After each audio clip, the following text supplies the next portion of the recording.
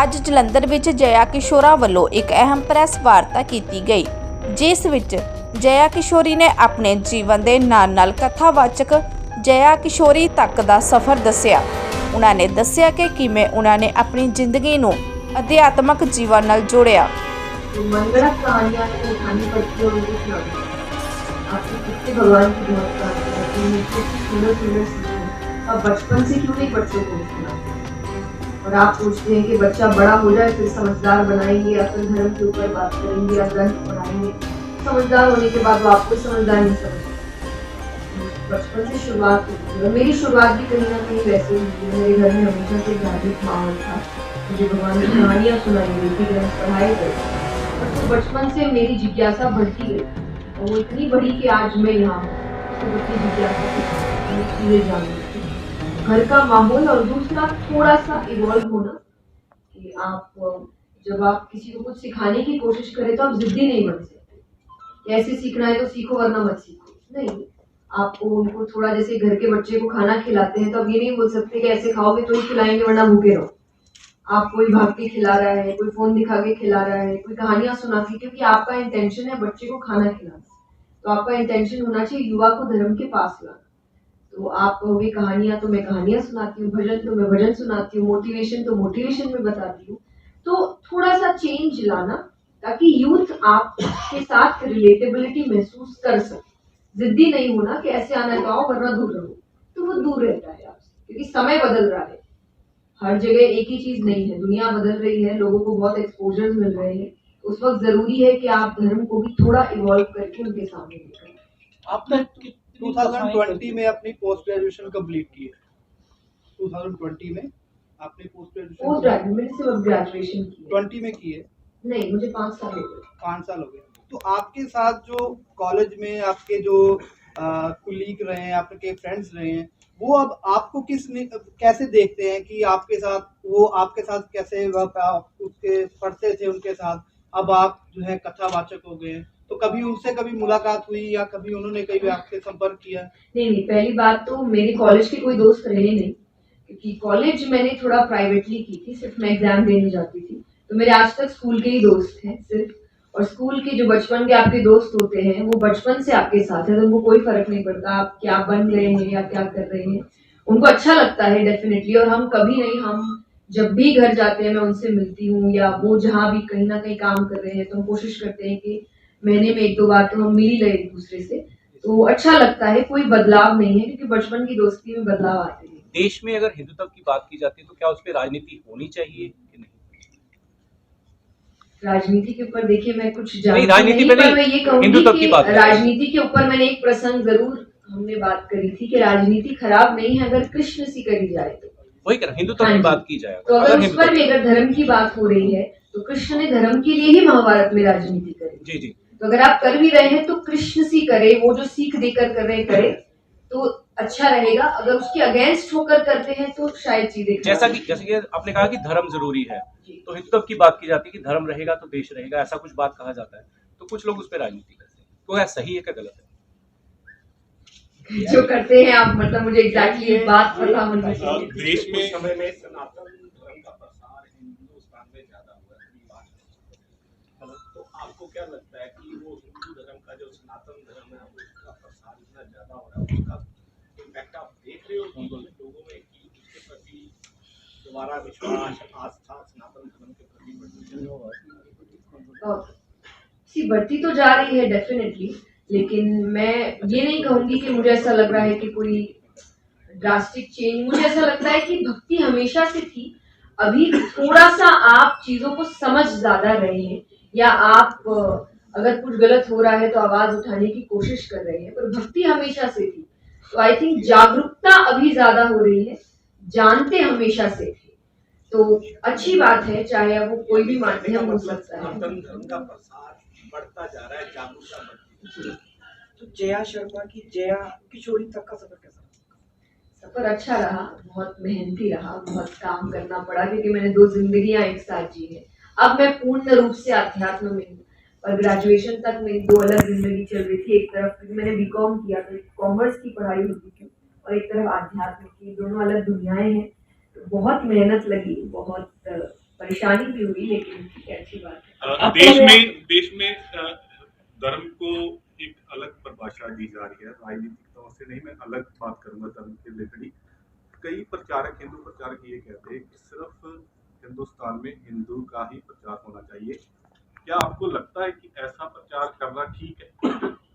नहीं, तो मुझे नहीं पता ऐसा कौन कहते हैं, क्योंकि सनातन धर्म ही ये नहीं कहता। सनातन धर्म तो वासुदेव कुटुंबकम की बात करते हैं कि हम सब एक परिवार है और सब अपनी अपनी सोच लेकर। मैं हमेशा एक बात कहती हूँ, देखिए, इज्जत सबकी करिए, प्यार अपने से करिए, लेकिन इज्जत सबकी करिए। कि आप अगर किसी की एक सोच है तो मैं आपकी सोच की इज्जत करती हूँ, लेकिन मैं आपसे वही एक्सपेक्टेशन वापसी रखती हूँ कि आप मेरी सोच या मेरी भावना उसकी इज्जत करेंगे। तो ऐसे ही परिवार भी चलता है। एक परिवार में अगर 5 लोग हैं तो 5 एक माथे नहीं होते, सबकी अलग अलग सोच है। मतलब रिस्पेक्ट हर धर्म की करें। हाँ जी, रिस्पेक्ट और सबकी प्यार करें। सिर्फ तो अपने तो अच्छी बात है, वो वही बात कहते हैं, आप अपने देश के नहीं तो किसी देश के नहीं। तो अगर आप अपने के ही नहीं तो आप किसी के क्या ही होंगे। तो इसीलिए प्यार, लेकिन इज्जत सबकी करिए, आपको बेइज्जती करने का किसी का भी हक नहीं है। जया जी, आपका अध्यात्म के लिए सफर कैसे शुरू हुआ? मतलब आपने कब सोचा कि मेरे को इसी लाइन में जाना है, या अध्यात्म में जाना है, या इसी का प्रचार करना है? मैंने कभी सोचा ही नहीं। मेरी शुरुआत 5 साल की उम्र से हुई थी, 5-6 साल की थी मैं। तो मैं हमेशा से एक बात कहती आई हूँ कि मैंने ये काम नहीं चुना था, इस काम ने मुझे चुना था। तो शुरुआत ऐसी हुई थी कि मुझे पता नहीं था कि मैं क्या कर रही हूँ, या ये कोई काम भी हो सकता है, ये कोई रास्ता भी हो सकता है। मुझे अच्छा लग रहा था, तो मैंने शुरुआत पहले भजन गाने से करी थी। मैं भजन गाती थी, फिर धीरे धीरे मुझे कथाओं की तरफ, जैसे मैंने कहा, मेरी जिज्ञासा मुझे लेकर जाती है हर जगह। तो कथा की ओर जिज्ञासा गई, श्रीमद् भागवत की ओर जिज्ञासा गई, अब मोटिवेशनल सेशंस की ओर जिज्ञासा जा रही है। तो बस मुझे रास्ते दिखते जा रहे हैं, मैं चुनती जा रही हूँ। तो शुरुआत तो मैंने चुना कुछ नहीं था, उसने मुझे चुना था। अब तक कितनी कथाएं कर चुके हैं? जैसे आपने कहा था मोटिवेशन की तरफ जा रहे हो, तो आपको कौन सी चीज मोटिवेट कर रही है? मुझे एक्चुअली आप लोग मोटिवेट करते हैं, यानी जो मुझे सुन रहे हैं, जब मुझे रिस्पॉन्स अच्छा मिलता है और मुझे ऐसा कुछ लोग आकर बताते हैं कि आपकी बात ने ये चेंज कर दिया, या आपकी बात ने मुझे फेलियर से, तो मुझे ऐसा लगता है कि नहीं, मेहनत काम आ रही है। तो फिर मुझे लगता है कि नहीं, अब तो और काम करने की जरूरत है, या कुछ और नया लाने की जरूरत है। तो वो आई थिंक मेरा मोटिवेशन है। मैम, पंजाब में जलंधर में आप पहली बार आए हैं, कैसा लगा आपको यहाँ? बहुत बहुत अच्छा लगा, और मुझे ऐसा लग रहा है कि जितना सब उत्साह में आते हैं उतना उत्साह हमें आता है। तो उत्साह, अगर आप वहाँ आ रहे हैं तो आप देख रहे हैं कि लोग बहुत उत्साहित हैं, बहुत खुश हैं। उनको खुश देखकर हमें खुशी मिलती है कि नहीं, हम जो कह रहे हैं उनको अच्छा लग रहा है, और शायद कहीं ना कहीं उम्मीद है कि वो अपने साथ वो बात अब तक कितनी कथाएं कर चुके हैं? कितने? नहीं पता थोड़ी, क्योंकि हम अभी भी हम मारवाड़ी हूँ, तो मैं गिनते नहीं। जया मैम, कहा जाता है आजकल जो थोड़ी सी पॉलिटिक्स भी होती है कि भगवान की फोटो को ऊपर लगाना है, आसन ऊपर देना है, खुद नीचे बैठना है। तो जो आप कथा करते हैं वहाँ लड्डू गोपाल जी को अपने बराबर आप सामने रख के करते हैं, तो उसको आप कैसे देखते हैं? ये एक परंपरा का, जिसको व्यासपीठ कहते हैं, ये सबसे उच्च स्थान माना गया है। वेद व्यास जी महाराज जो कथा कर रहे हैं, तो इस वजह से वो उच्च स्थान माना जाता है, और उसमें भगवान को विराजमान किया जाता है कि उस स्थान की आप लाज रखिएगा। जो, क्योंकि आप अगर वहां आ रहे हैं तो आप मुझे नहीं पूज रहे हैं, क्योंकि आपने देखा होगा लोग वो मुझे नहीं पूज रहे हैं, वो एक्चुअली उस स्थान को पूजे। उस स्थान में कोई और भी बैठा होगा तो पूजेंगे, क्योंकि उस स्थान को व्यासपीठ कहते हैं। एक बात बताइए, थोड़ा कन्फ्लिक्ट है कि जैसे देहधारी गुरु और जो कहते हैं वो कहते हैं शब्द का उच्चारण करो, परमात्मा आपके अंदर है, आप अंदर की तरफ जाओ। आप जो वहां पे रस बरसाते हो, लोग अपनी भक्ति बाहर की तरफ करते हैं।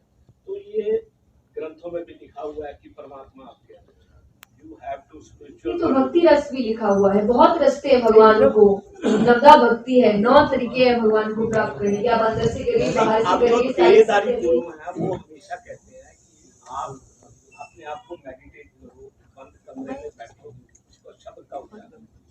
लेकिन आप जो रस बरसाते हो वो रखते हो, मतलब जो है ओपन टू पब्लिक, की आप अंदर से खुश होकर बाहर की तरफ। इन दोनों में डिफरेंस है, कॉन्फ्लिक्ट। हाँ बिल्कुल है, जैसा मैंने, इसलिए मैं आपसे कह रही हूँ ना, डिफरेंस होगा ही, क्योंकि भगवान को प्राप्त करने का एक रास्ता नहीं है।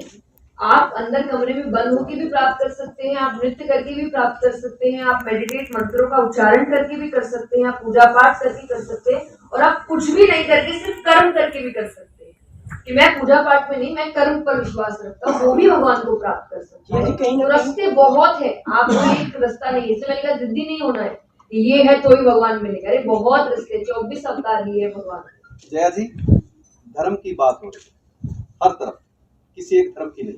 हिंदू, सिख, मुस्लिम, ईसाई सभी लोग धर्म की बात कर रहे हैं। क्या असल में जो हम लोगों में होनी चाहिए वो धर्म की बात आप देख रहे हो?